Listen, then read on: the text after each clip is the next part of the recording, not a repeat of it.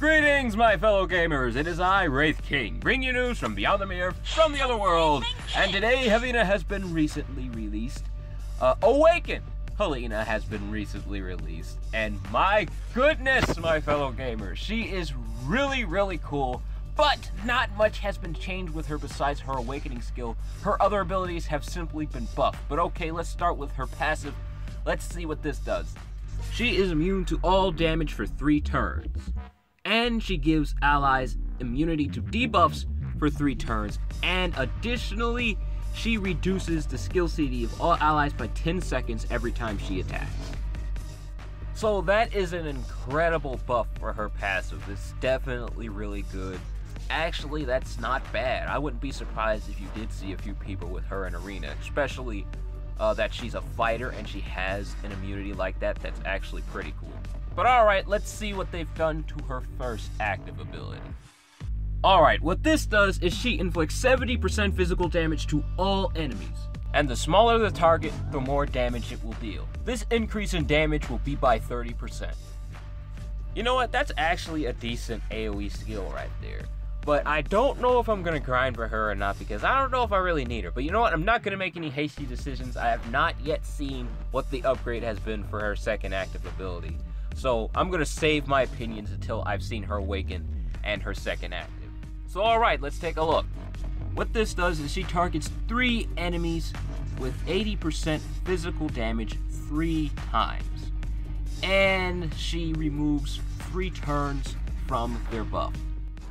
So yeah, what it looks like is most of her active abilities, her original ones anyways, are simply upgrades. They're not exactly huge changes. So alright, let's see what her awakening skill. This is what I've heard is the biggest change to her. What this does is she targets 3 enemies with 350% physical damage. Additionally, she will give 1 to 3 allies, a 25% increase in damage. I'm sorry for the little pause there. I just don't like chance. I don't! And they threw it in the gameplay. Why?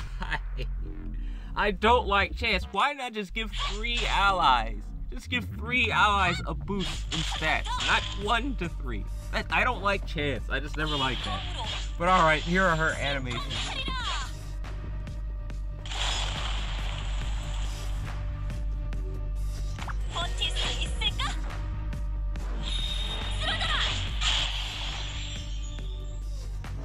Nothing really has changed with those animations, but let's see her awakening skill.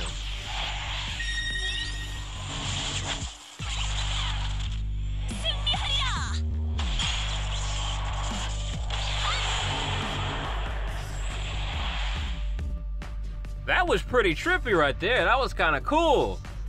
But yeah, that was pretty awesome. I mean, she looks awesome. Her skills don't look too different, but that awakening skill kind of made up for it. That was pretty cool.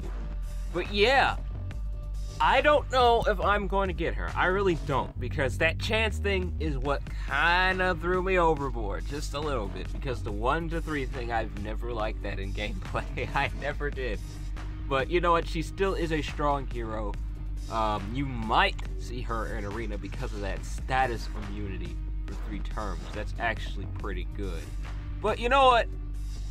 I might give her a chance. I might actually get her and try her out in Arena because she is a normal hero. She's easy to level up to 50, so you probably wouldn't have much trouble with getting her. But I was honestly, this is something I was meaning to mention a little earlier, I was not expecting her to be on this hero list. I was actually expecting her to be on the White Wolves, not on this hero list right here. But you know, that's okay, because I honestly thought she was, in all honesty, I thought she was a little closer to Evan than her sister was, so I was expecting her to be on Evan's hero list. But you know what? That's alright. That is alright. I guess my theory was wrong as far as that's concerned, but at least she was awakened. I was right about that. But anyways, who are we going to expect next? Hopefully we get another White Wolf, because I'm really, really anxious to see who they are. But most of all, I've been wondering about the Shadow Clan for quite some time. There is one empty space there, and they have not awakened the rest of the characters on that hero list yet, and I've been anxious to see all those characters on the Shadow Clan list awaken, and they have gotten a little bit of attention from the developers recently. But, you know, I still haven't heard anything about any new characters being added to the Shadow Clan list, excuse me. And especially talking about them being awakened. So, I'm a little confused about that. Just a little bit confused. I really was hoping that the Shadow Clan list could have been full a really long time ago when Ballista was released, but you know what? Hey, I was wrong. But anyways, I've been pretty dang bored lately, and I have been seriously wanting to make a King of the Arena video. Like, seriously.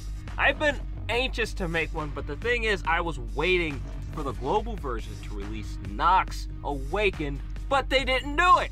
Been waiting all this time for Nox Awakened, and they never released him. So I guess I'm just going to have to make a King of the Arena video anyways, without the Awakened Nox on the global version.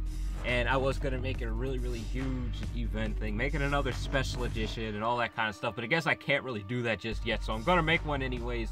Make it on the Korean version, I guess, the original version of the game. I'm going to make the King of the Arena take place here. Even though it would have been cool to see it on the global for once, but you know what, that's alright. But anyways, that's all the time I got left for this video, my fellow gamers. I hope you enjoyed it. Remember to leave a like, comment, and subscribe for more 7 Nights content from my channel. I do multiple games, not just 7 Nights. I love playing horror games most of all, and hopefully I will be playing some Final Fantasy games for you guys here on the channel. But anyways, that's all the time I got. Take it easy for me, alright? Bye.